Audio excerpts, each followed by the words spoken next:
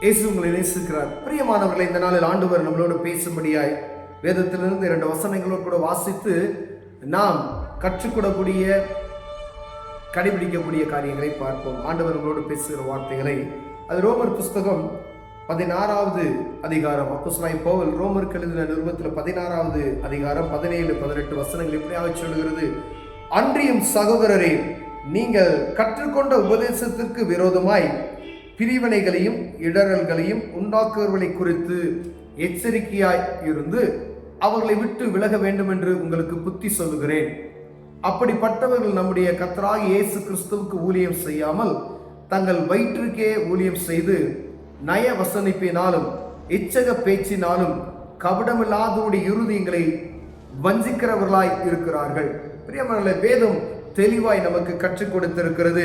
அப்போஸ்தலனாகிய பவுல் கொரிந்தியருக்கு ரோமபுரியருக்கு எழுதும் பொழுது அங்க இருக்கிற விசுவாசிகளுக்கு, நீங்க கற்றுக்கொண்ட உபதேசத்துக்கு விரோதமாய் யாராவது மாறுபாடான காரியங்களை உங்களுக்கு சொல்லுகிறார்கள் என்றால் அதற்கு நாம் எச்சரிக்கையா இருக்கும்படி ஆண்டவர் விரும்புகிறார். பிரியமானவர்களே, ஏனென்றால் இது கடைசி காலமாய் இருக்கிறது. இந்த கடைசி காலத்துல தெரிந்து கொள்ளப்பட்டவர்கள் வஞ்சிக்கப்படுவார்கள் என்று வேதம் சொல்லுகிறது. பிரியமானவர்களே, நல்ல ஆவிக்குரிய வாழ்க்கையில நல்ல வேதத்தை வாசித்து ஜெபம் செய்து அவர் வழியில நீங்கள் நடக்கும் பொழுது நயவசனிப்பான பேச்சு, நல்ல செல்வத்தை குறித்து பேசுகிற காரியங்கள், நீங்க பெரிய ஆளாயிருவீங்க, நீங்க கோடிக்கணக்கில் சம்பாதிப்பீங்க.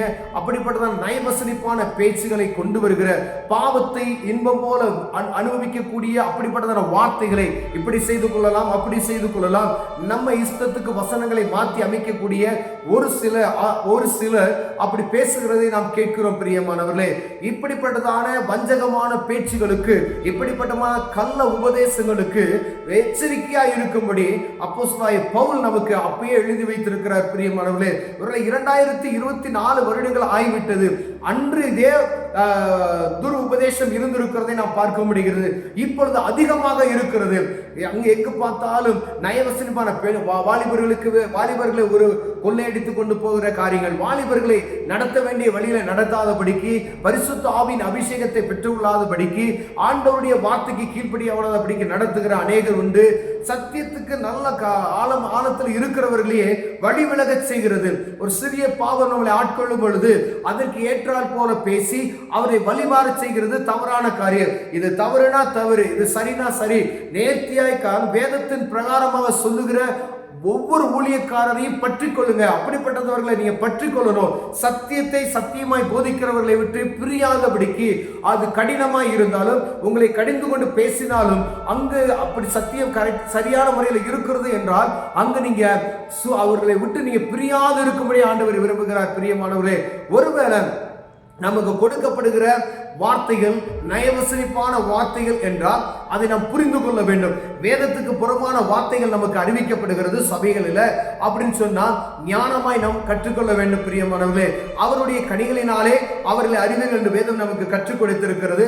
இரண்டாவதாக, இந்த வேத புத்தகத்தை நீங்கள் வாசித்து தினமும் ஜெபம் செய்தால் மாத்திரமே அதை அறிந்து கொள்ள முடியும். ஒருவேளை நீங்க வேதத்தை வாசிக்கல அப்படின்னு சொன்னா, யார் நற்கனி கொடுக்கிறவர்கள், அவர்கள் எப்படிப்பட்டதான கனி இருக்கிறது, அவர்கள் போதிக்கிறது சரியா தவறா என்பதை நீங்கள் புரிந்து கொள்ள முடியாது. பிரியமானவர்களே, நீங்க வேத புத்தகத்தை தினமும் வாசிக்கணும். ஆண்டவர் வேதத்துல ஒவ்வொருவருக்கும் நம்ம கிருபையை கையில கொடுத்திருக்கிறார். பாருங்க, எத்தனையோ பேருக்கு இல்லாத சாக்கியத்தை நமக்கு ஆண்டவர் கொடுத்திருக்கிறார். இந்த வேத புத்தகம் நமது மொழியில ஆண்டவர் கொடுத்திருக்கிறதுக்காய் கர்த்தரை ஸ்தோத்திரிப்போம். நம்ம தினமும் வாசித்தாதான் மற்றவங்க போதிக்கிறது சரியா போதிக்கிறாங்களா இல்ல தவறான காரியத்தை போதிக்கிறாங்க என்பதை நீங்கள் புரிந்து கொள்ள முடியும். அப்படி தவறான காரியத்தை போதிக்கிறவர்கள் மீது எச்சரிக்கையா இருக்கும்படி ஆண்டவர் உங்களோடும் என்னோடு பேசுகிறார். பிரியமானவர்களே, நீங்க அப்படிப்பட்ட நயவசனிப்பான பேச்சு இல்ல நம்முடைய ஆவிக்குரிய வாழ்க்கையை உலக பிரகாரமான காரியத்துக்கு மாற்றி மாற்றி அமைக்கக்கூடிய அப்படி ஒரு சூழ்நிலை யாராவது உங்களுக்கு கற்றுக் கொடுக்கிறார்கள் என்றால் அப்படிப்பட்டவர்களை நீங்கள் கண்டுகொண்டு இனம் கண்டுகொண்டு அவர்களை விட்டு நீங்கள் பிரிந்து போகும்படி ஆண்டவர் விரும்புகிறார். பிரியமான, அப்படிப்பட்டவர்களை சேராதிருங்கள் என்று சொல்கிறார். பாருங்க, வயிற்றுக்கு ஊழியம் செய்கிறார்கள் என்று செய்யப்படுகிறது. நயவசனிப்பினாலும் இச்சக பேசினாலும் கபடமில்லாதவர் இருதயங்களை வஞ்சிக்கிறவர்களாய் இருக்கிறார்கள். உங்கள் கீழ்ப்படிதல் யாவருக்கும் தெரிய வந்திருக்கிறது, ஆகியால் உங்களை குறித்து சந்தோஷப்படுகிறேன் என்று அந்த ரோமபுரியருக்கு சொல்லுகிறார். அப்ப ஆண்டவர் நம்மை பார்த்து சந்தோஷப்படணும். என் பிள்ளை யோபு கிட்ட போய் பிசாசன் ஆண்டவர்கிட்ட போய் கேட்கிற அந்த காரியத்தை நமக்கு அறிந்திருக்கிறோம். யோபுவை சோதிப்பதற்காக அவன் உத்தரவு பெற்றுக் கொள்கிற காரியத்தை நாம் பார்க்கிறோம் பிரியமானவர்களே. ஆனா ஆண்டவர் என் மகன் இதில் வழி விலக மாட்டான் என்கிறதுல ஆண்டவர் உறுதியா இருந்தார். அதே போல உங்களை குறித்தும் என்னை குறித்தும் ஆண்டவர் உறுதியா இருக்கும்படியால் இந்த வசனத்துக்கு கீழ்ப்படிந்து அவருடைய வார்த்தைக்கு நம்ம செவி கொடுப்போமையானால் நம்ம யாரும் அசைக்க முடியாது பிரியமானவர்களே. சத்துரு என்ன போராட்டம் பண்ணினாலும் நம்மளை நம்மளை டச் பண்ண முடியாது பிரியமானவர்களே.